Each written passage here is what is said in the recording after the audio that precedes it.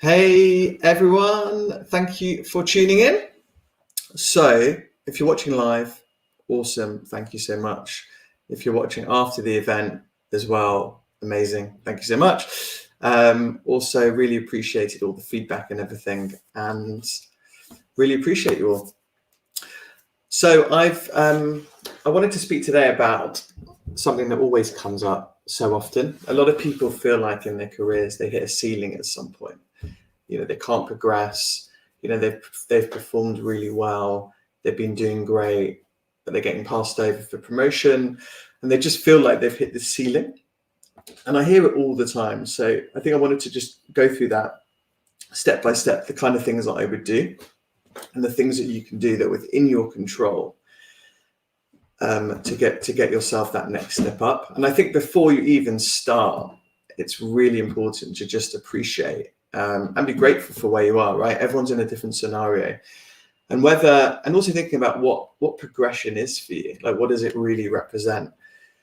Because a lot of the time when you grow up at school, you do your school, and then if you go to university, you do your university, and then if you go into a graduate job, you go into an accounting firm, law, and it's always kind of set. But for a lot of people, it doesn't really work like that. In the real world, like our careers are all up and down. There's different paths you can take. A lot of the time, people don't even really know, like, what does progression really mean for me? Like, what does it look like? So I think about what path you're on, what you want to do, and then go about planning and thinking about what that looks like for you. And so it could be even getting your level 1 CrossFit, being a CrossFit coach, or it could be getting your driving license and driving for Uber, or it could be getting your first leadership role, being the CEO, founding a business, all of that stuff. So it's important to think about what it is you actually want to do, and then you can start to make these little plans to acquire the knowledge to get there. The big thing for me, and I've been talking about this for a while, ever since I did a great live with a lady called Dietrich Giles, and she does feel like my best friend now. We've only met a couple of times. Think about your career as a business. Like, it's really, really important. A lot of the time, if you're in a big corporate, people just wait. They wait for their line manager. They wait for the business to provide them the opportunities for progression, for learning.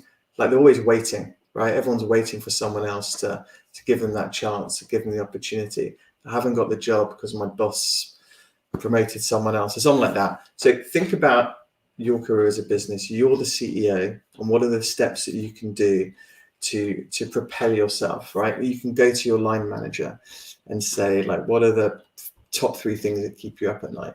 Like, give them to me, let me do it.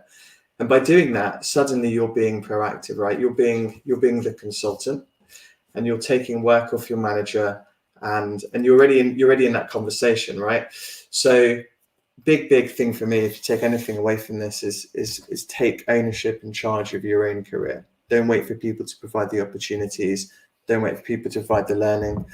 Treat your career as a business. Take ownership, be proactive, like, go all in, like, really, like, go all in and start seeking those opportunities. The other thing is you can find leadership opportunities, if it's a leadership you want to go to, outside of work.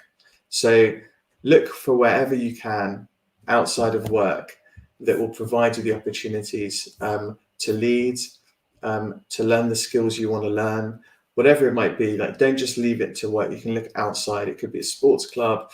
You could be working for a charity. You could be volunteering, whatever it might be. Look outside of the workplace for stuff. Find a mentor as well. A lot of people talk about this. I think it's really, really useful. Look for, and there's many people that are really happy to provide their time to mentor you. So look for people that are within the space you're in, or you've known them from the past and they give great advice, and they're really good sounding boards. So it could be someone that you want to be in that spot. How did you get there? What are the steps that I should take to get there? Or it could be just someone who's a really good listener, and you can talk through your options, your thoughts. It's your career, it's your journey, but it's really nice to like ask people their thoughts And there's many people around that are really happy to dedicate some time. Take them out for a coffee. Not everyone charges. Some mentors charge, some don't. Some people are just really happy to help. And so I think if you ask people and ask someone you really respect, then they'll provide the time for you. The other thing for me is it's all about education, right? And so if you want to progress and you don't have the skills to do the thing you want to progress to, go and learn them. If you want to become an IT developer, if you want to become a fitness coach, if you want to get into this leadership role, if you want to become an accountant, whatever it is, there's so many opportunities now to learn. You have these massive online learning communities. I talk about them all the time. You can sit at home, you can dive into YouTube. I mean, there's so many amazing places that you can learn and acquire the knowledge now. So think about what you need to know. Think about where you want to get to and what you need to know to get there, and then start acquiring that knowledge. Really easy to do if you put the time aside. The other thing for me as well is staying visible. So internally and externally, because progression could be getting the promotion at work. Progression could be getting a step up in a different company. You're thinking about your career as a business, and you need to think about how you can stay visible internally and externally. And there's so many amazing pieces of technology, social media, that you can really stay visible, right? And I've said this loads of times. So LinkedIn, as I'm streaming live on LinkedIn, is free. It's such an amazing place to be able to interact with the people that are within your sector. If you want to move to a new sector, stick it into the search bar, order it by posts, and you start to see the people in the sector that you want to move into. You can start liking, commenting, connecting, engaging, speaking with, all of that stuff. Because if you do want to move to a different sector, then you've got to start fostering a different network, of course, right? But it's just such a great opportunity. Spend 5 to 10 minutes every day, 5 minutes even. Make yourself a coffee, dive into LinkedIn for 5 minutes and start engaging and contributing. And really great things happen. Many people I speak to who have invested time networking online, it really yielded benefits, whether it's a new job, whether it's speaking to the person that's ultimately been their next manager. So it's an amazing opportunity. Just because we're locked down, offices are shut, and depending on where you are in the world, people aren't meeting up as they were before, but it's still cracking on online, so you can really get into it. And linked to that is building your reputation.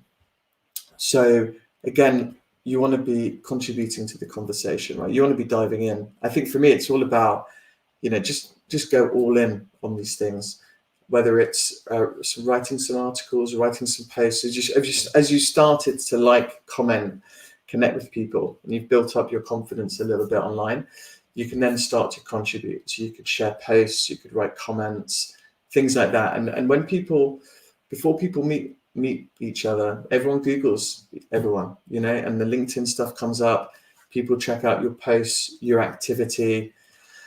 I mean, if you haven't Googled yourself recently, Google yourself, see what comes up. And, if you've got a lot of stuff there that you've contributed to, you've commented on, you've written some articles, you've done some podcasts, you've taken yourself out of your comfort zone, things like that, then, your online reputation really builds.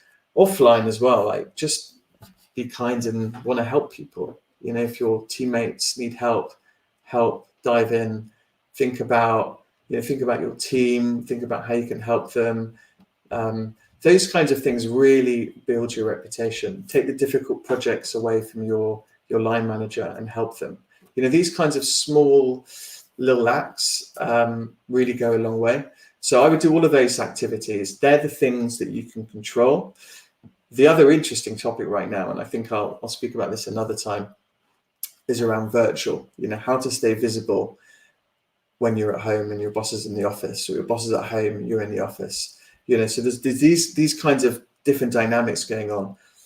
But if you can focus on this stuff, which is the stuff that you can control, then you're going to give yourself the best opportunity to stay visible and get that next step up.